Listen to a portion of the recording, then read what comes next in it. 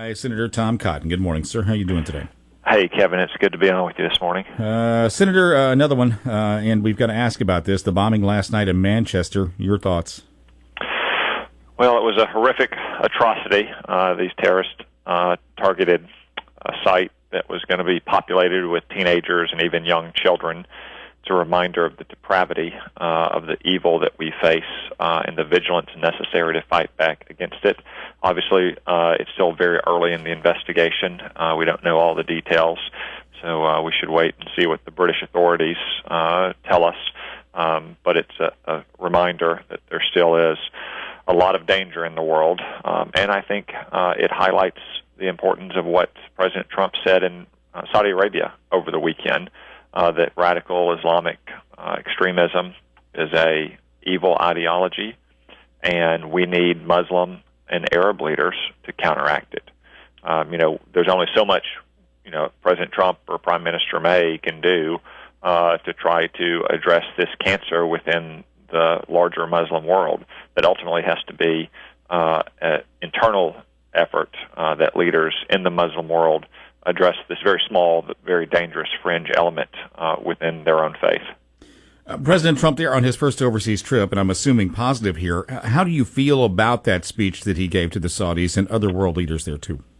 I think the president's trip is off to an outstanding start. Over the weekend in Saudi Arabia, he spoke to an unprecedented gathering of Arab and Islamic leaders from around the world. And his speech was a very sound restatement that America will stand by our friends and our partners in the region, and we will stand up to Iran, which is an enemy of ours. I think many of these Arab leaders, based on my conversations with them over the years, felt that America had become confused about our friends and our enemies over the last 8 years. And you can see from the welcome that President Trump received, from signing a over $100 billion defense cooperation agreement, from starting a new center to counteract the financing of terrorism, that he was the welcome he received was extremely strong. And now you can see the same thing in Israel. Prime Minister Netanyahu looked as comfortable and relaxed around President Trump as I've ever seen him.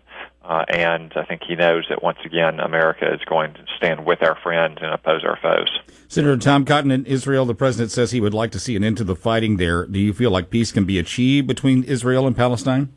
I, of course, would like to see an end to the fighting there, as I know Prime Minister Netanyahu would, as he's told me repeatedly, and as I'm sure every Israeli would.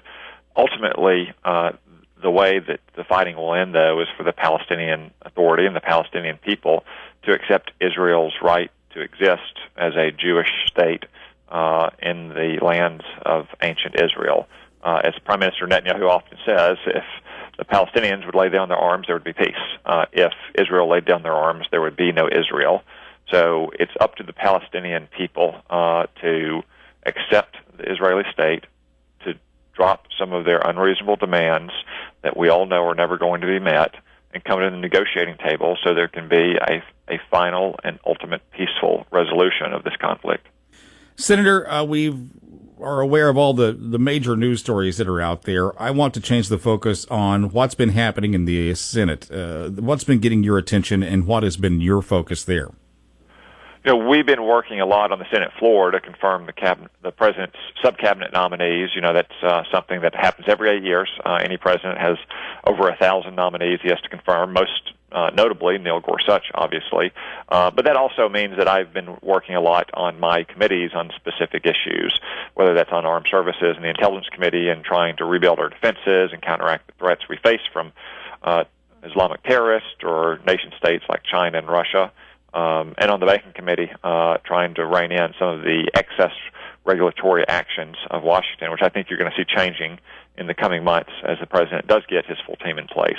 I've also been working with the administration on some very important initiatives, too, though, like trying to remake our immigration system into one that rewards highly skilled individuals, people who speak the English language, people who have jobs that pay, above median wages, so we can get the very best and the brightest in this country, people who are not going to be competing with Americans for jobs who are been struggling for so long. So there's a lot that's going on behind the scenes, even if the Senate floor has been a little slow because of all the confirmations we've had to undertake. Senator Tom Cotton, we'll talk again soon. Thanks so much. Thanks, Kevin. Bye. 747 News Radio 102.9 KARN. Special